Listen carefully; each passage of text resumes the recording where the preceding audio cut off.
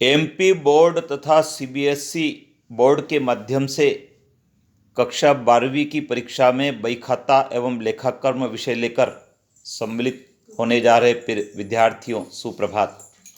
विद्यार्थियों, आपकी परीक्षा निकट आ चुकी है और आपको परीक्षा की बेहतर तैयारी करना है। आपके प्रश्न पत्र में ऑब्जेक्टिव टाइप प्रश्न पूछे जाते हैं, जिनके सही उत्तर होने पर पूरे में से पूरे अंक मिलते हैं।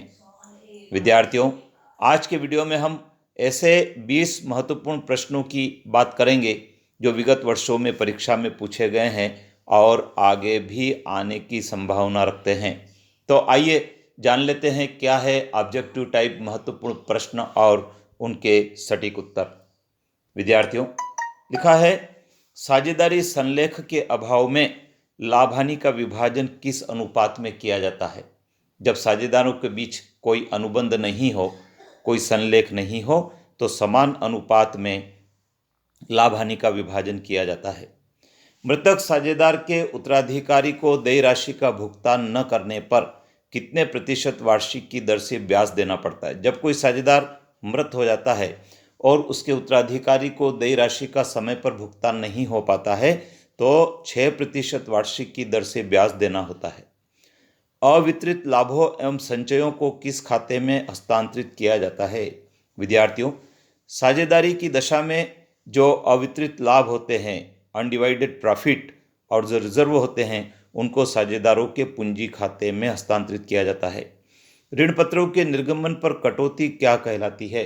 विद्यार्थियों, डिबेंचर पर जो डिस्काउंट दिया जाता है वह पूंजीगत हानि है। ख्याति किस प्रकार की संपत्ति है? विद्यार्थियों, ख्याति स्थायी और अमूर्त संपत्ति है और ख्याति ही व्यापार की प्रतिष्ठा भी है। वसूली खाता कब खोला जाता है? विद्यार्थियों, जब फर्म का समापन हो जाता है तब वसूली खाता खोला जाता है और इस खाते में फर्म के दायित्वों को और संपत्तियों को हस्तांतरित करके दायित्वों का चुकारा किया जाता है। मृत साझेदार की देय रकम का भुगतान किसे किया जाता है? उसके जो लीगल उत्तराधिकारी हैं उन्हें किया जाता है। दीर्घकालीन ऋणों के लिए जारी ऋण पत्र क्या कहलाता है? विद्यार्थियों, दीर्घकालीन ऋणों के लिए जारी जो पत्र होते हैं वे विद्यार्थियों ऋण पत्र कहलाते हैं। तो विद्यार्थियों, ऋण पत्र कितने प्रकार के होते हैं, उनकी क्या विशेषताएं होती है, इसके बारे में भी आपको विस्तार से जानना चाहिए। आइए विद्यार्थियों और जान लेते हैं, दायित्व में कमी फर्म के लिए क्या कहलाती है? विद्यार्थियों, जब फर्म के दायित्वों में अर्थात लाइबिलिटीज में कमी हो जाती है तो वो फर्म का लाभ कहलाती है। क्या ऋण पत्रों का शोधन प्रीमियम पर किया जा सकता है?